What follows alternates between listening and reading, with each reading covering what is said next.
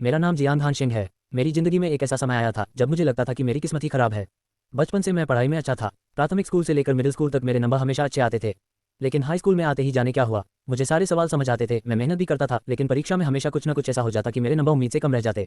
मेरे नंबर कभी 500 के पार नहीं जाते थे। धीरे धीरे लोग मुझे बेवकूफ़ समझने लगे, लेकिन मुझे खुद पर भरोसा था। मुझे पता था कि मैं बेवकूफ़ नहीं हूँ, मुझ में बस थोड़ी किस्मत की कमी है। और फिर मेरी जिंदगी में दो लड़कियां आईं जिन्होंने मेरी पूरी जिंदगी बदल दी। पहली थी स्कूल की सबसे खूबसूरत लड़की। मुझे पता चला कि अगर मैं उसे हल्का सा भी टकरा जाऊं या उसका हाथ छू जाए तो मेरे नंबर पूरे 10 अंक बढ़ जाते हैं। बस फिर क्या था, मैं हर दिन उसके पीछे पीछे घूमने लगा। तुमने खाना खाया? तुम्हें ठंड तो नहीं लग रही? तुम्हें किसी चीज़ की जरूरत है? मैं हर वक्त उसका ध्यान रखने लगा। पूरे स्कूल में मेरी पहचान उसके पीछे घूमने वाले लड़के के रूप में हो गई। लेकिन वह लड़की मुझसे परेशान हो गई। एक दिन उसने आखिरकार मुझे रोककर कहा, तुम बहुत परेशान करते हो, मुझसे दूर रह सकते हो। मैंने उसकी बात मान ली, लेकिन कुछ ही समय बाद मुझे पता चला कि दूसरी क्लास की एक लड़की को छूने पर भी मेरे साथ वैसी ही अच्छी चीजें होती हैं। वह लड़की थोड़ी अजीब और दबंग किस्म की थी। उस दिन से मैंने पहली लड़की का पीछा करना छोड़ दिया और दूसरी लड़की के पीछे घूमने लगा।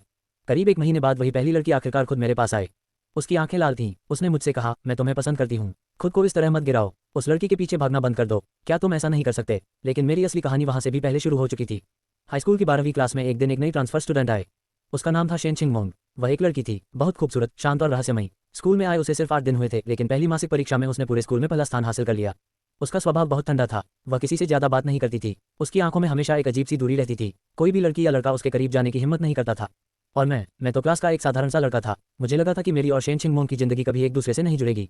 लेकिन फिर मुझे एक अजीब बात पता चली। जब भी मेरा शरीर गलती से शेन चिंगमोंग से छू जाता था, मेरे साथ कोई ना कोई अच्छी चीज जरूर होती थी। एक दिन मैं उसके पास से गुजर रहा था और गलती से उसे टकरा गया।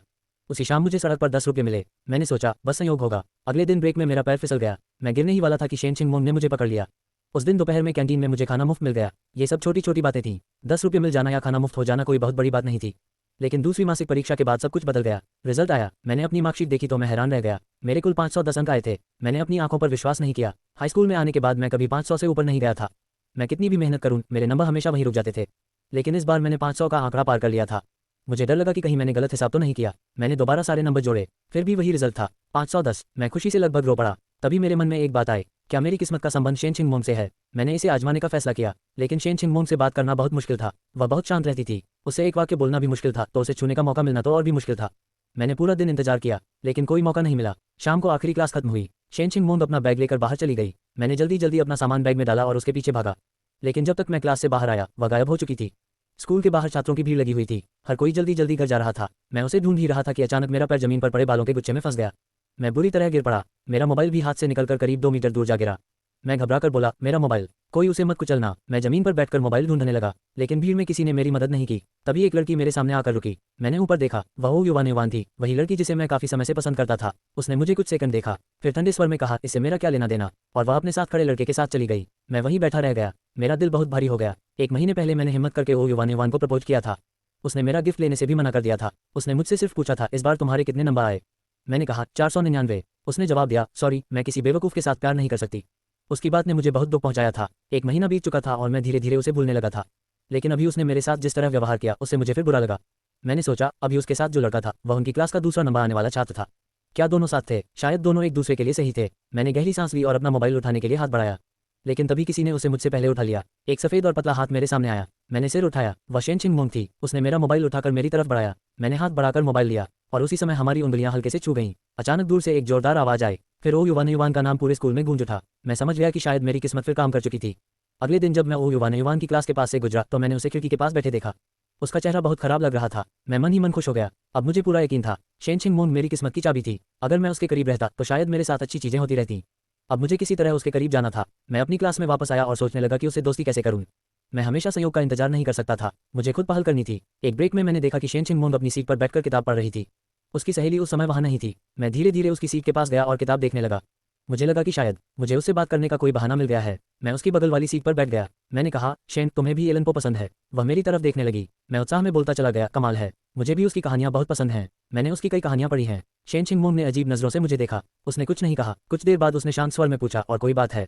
मैंने मुस्कुराकर कहा, नहीं, बस तुमसे थोड़ी बात करने आया था। वह बोली, माफ करना, मैं अभी थोड़ी व्यस्त हूँ। मैंने मन में सोचा, ये तो किताब पढ़ रही है, फिर इतनी व्यस्त कैसे है? लेकिन मैंने कुछ नहीं कहा। मैं मुस्कुराकर अपनी सीट पर वापस आ गया। कुछ देर बाद मुझे लगा कि कहीं कुछ गलत तो नहीं हुआ। मैंने मोबाइल निकाला और उस किताब के बारे में खोजा। तभी मुझे पता चला कि मैंने लेखक का नाम ही गलत समझ लिया था। मेरी पहली कोशिश पूरी तरह फेल हो चुकी थी। मैंने इसके बाद कुछ दिनों तक शेन चिंगमोंग से बात नहीं की। फिर साप्ताहिक टेस्ट का रिजल्ट आया। मैंने अपनी कॉपी देखी। मेरे नंबर फिर से 510 के आसपास रुक गए थे। तभी मुझे समझ आया कि शेन छिंगमोंग से दूर होते ही मेरी किस्मत भी रुक गई थी। मैंने सोचा ऐसे नहीं चलेगा। मैंने उसके लिए एक कप गर्म दूध वाली चाय बनाई। मैं उसके पास जाने वाला था, लेकिन अचानक बहुत झिझक हुई। मैंने सोचा लंच के समय जाऊंगा। लंच आया। मैंने फिर सोचा दोपहर में दे दूंगा। दोपहर भी निकल गई। फिर मैंने सोचा शाम को दे दूंगा, लेकिन तब तक मेरी चाय खराब हो चुकी थी। शाम को मैंने देखा कि शेन छिंगमोंग मैदान में बैडमिंटन खेल रही थी। पूरा मैदान छात्रों से भरा हुआ था। कई लड़के अपनी पसंद की लड़कियों के लिए चीयर कर रहे थे। मुझे लगा इससे अच्छा मौका नहीं मिलेगा। मैं स्कूल की दुकान से एक ड्रिंक खरीदकर भीड़ में घुस गया। मेरे आसपास दूसरी क्लास के लड़के खड़े थे। उनमें से एक ने मुझे देखा और शायद सोचा कि मैं फिर ओ युवान युवान के पीछे आया हूँ।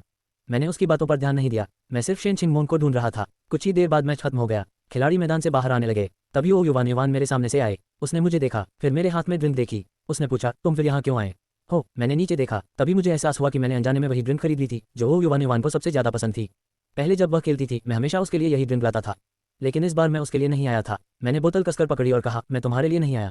वह बोली जैसी तुम्हारी मर्जी। फिर वह वहां से चली गई। मैंने उसकी तरफ ध्यान नहीं दिया। मेरी नज़र शेन छिंगमोंग पर थी। वह मैदान से अकेली बाहर जा रही थी। मैं तुरंत उसके पीछे भागा। मैंने कुछ दूर जाकर उसे आवाज दी, शेन। वह रुकी। मैंने ड्रिंक उसकी तरफ बढ़ाए। ये तुम्हारे लिए है। वह थोड़ा हैरान हुई। उसने बोतल देखी और धीरे से सिर हिलाया। नहीं चाहिए। मैंने बोतल उसके हाथ में रख दी। इस बार उसने उसे वापस नहीं किया। उसने बस कहा धन्यवाद। मैं मुस्कुराया। कोई बात नहीं, मैं खास तुम्हें देखने आया था। अगली बार अच्छा खेलना। तभी तेज हवा चली। उसके माथे पर आए बाल हवा में हिलने लगे। शेन छिंगमोंग ने मेरी तरफ देखा। उसकी आंखों में फिर भी ज्यादा भाव नहीं थे। वह बोली मैच खत्म हो चुका है। मैंने पीछे मुड़कर देखा। तभी मुझे पता चला कि मैच सच में खत्म हो चुका था। हमारी क्लास सिर्फ 10 अंकों से दूसरी क्लास से हार गई थी। अब मुझे समझ आया कि शेन इतनी उदास क्यों थी। मैंने कहा इसमें तुम्हारी गलती नहीं है। तुमने पूरी कोशिश की थी। लेकिन वह कुछ नहीं बोली। वह चुपचाप आगे चलती रही। मैं भी उसके पीछे चल पड़ा। मैंने पूछा तुमने खाना खाया? उसने कोई जवाब नहीं दिया। मैंने फिर कहा कल सुबह मैं तुम्हारे लिए नाश्ता लेकर आऊँ। इस बार वह अचानक रुक गई। उसने मेरी तरफ देखा। सहपाठी तुम आखिर चाहते क्या हो? मैं भी रुक गया। मैंने मुस्कुराकर कहा बस मुझे लगता है कि तुम बहुत अच्छी लड़की हो। मैं तुमसे दोस्ती करना चाहता हूँ। कम से कम एक दूसरे को जान तो सकते हैं। मैंने कहा मेरा नाम जियान हानशेंग है। वह शांत स्वर में बोली मुझे पता है कि तुम्हारा नाम जियान हानशेंग है। फिर उसने कहा और मुझे दोस्तों की जरूरत नहीं है। अब मैं जा सकती हूँ। मैं हैरान था। मैंने सोचा ऐसा भी कोई इंसान होता है जिसे दोस्त नहीं।